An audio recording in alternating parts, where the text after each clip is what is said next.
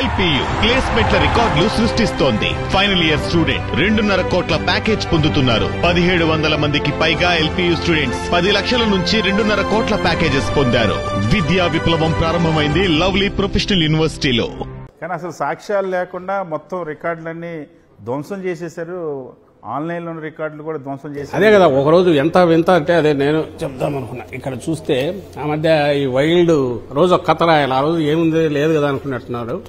ఈనాడు 3.58 లక్షల జీబీల డేటా నాశనం చేసిన వైకాపా మధ్యముఠ.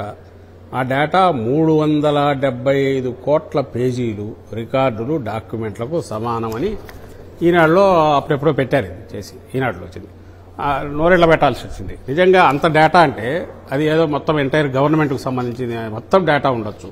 అది సాధ్యమా? సాధ్యమైతే ఈరోజు గవర్నమెంట్ అనేది ఉండేదే, నడిచేదే. సరే వాళ్ళకి అనవసరం. ఆ రోజుకు చదివిన వాళ్ళు ఓఎమ్మ ఇంత ఇచ్చేసారా అనుకోవాలి. దానికి సంబంధించి ఎవరు అడ్వకేటు ఆర్టీఐ కింద ఇప్పుడుండే వాళ్లకు పెట్టాడు. పెడితే వాళ్ళు ఇచ్చిన రిప్లై ఇది: no, there is no evidence or record to suggest that ఇంత 3.58 lakh జీబీ డేటా కానీ ఇంకోటి కానీ పోయిన దానికి రికార్డ్ లేదు, ఎలాంటి ఎఫ్ఐఆర్ ఇంతవరకు డిఫై లేదు, అసలు జరగలేదు అనేది వాళ్ళు ఆర్టీఐ కింద ఇచ్చింది. అంటే ఇంతకంటే వేరే ప్రూఫ్ అక్కర్లే కదా, వాళ్ళ అథారిటేటివ్గా ఇచ్చింది. అసలు వాళ్ళకి ఆలోచన రాలే. ఆ రోజు కథలు వినామా, ఫీడ్ చేసినామా, జనానికి ఎక్కింది అనేది. అంటే బోగస్ అని చెప్పడానికి ఇంతకంటే వేరే ఉదాహరణ అక్కర్లా. వాళ్ళు ఇండెంట్ పెట్టిన దానికి వీళ్ళు తగ్గించింది లేనే లేదు. 1 నెల కనపడుతుంది మీరు ఆ రికార్డులో చూస్తే. మిగిలిన అన్ని నెలలు వీళ్ళు అంటున్న కాలానికి ఆర్డర్ ఎంత పెట్టారు అంతే, ఇండెంట్ ఎంత పెట్టారో ఆర్డర్ వీళ్ళు ఎక్కడి నుంచి అంత పెట్టారు. సో స్కామ్ ఎక్కడుంది? రెండో వైపు వస్తే మీరు అడిగిన అడగకపోయి నేను చెప్పదలుచుకుంది ఏంటంటే, చంద్రబాబు నాయుడు టైంలో చేసిన దాంట్లో క్లియర్ ప్రూఫ్ ఉంది. ఆ ప్రూఫ్ ఉంది కాబట్టి ఆ రోజు 1300 crore ప్రివిలేజ్ రద్దు చేయడంలో, వేవ్ చేయడంలో ఆయన సంతకం ఉంది.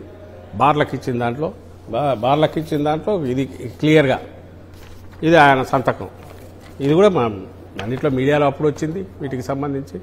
అండ్ యాజ్ ఫార్ యాజ్ ఇది మన ముందు ఏదైతే షాపులకు సంబంధించి తీసేశారో ఆ కాపీ జీవో అది ఆయనకు వాళ్ళ పిఎస్కు కాపీ కూడా వచ్చిందంటే హీ వాజ్ అవేర్. క్యాబినెట్లో ఆ రోజే లిక్కర్ పాలసీకి సంబంధించి 2 జీవోలు రిలీజ్ అయినాయి. వాటి డిస్కషన్ చేశాడు తప్ప ఇది చీకటి జీవోని మాత్రం అక్కడ డిస్కషన్ తేలా. ఫైనాన్స్ డిపార్ట్మెంట్ కన్కరెన్స్ లేదు. సంవత్సరానికి 1300 కోట్లు రెవెన్యూ వచ్చేది తీసేసినప్పుడు అది ఫైనాన్స్ డిపార్ట్మెంట్ ఇది ఉండాల్సింది, అక్కడికి పోలా. ఇవి ఫ్యాక్ట్స్.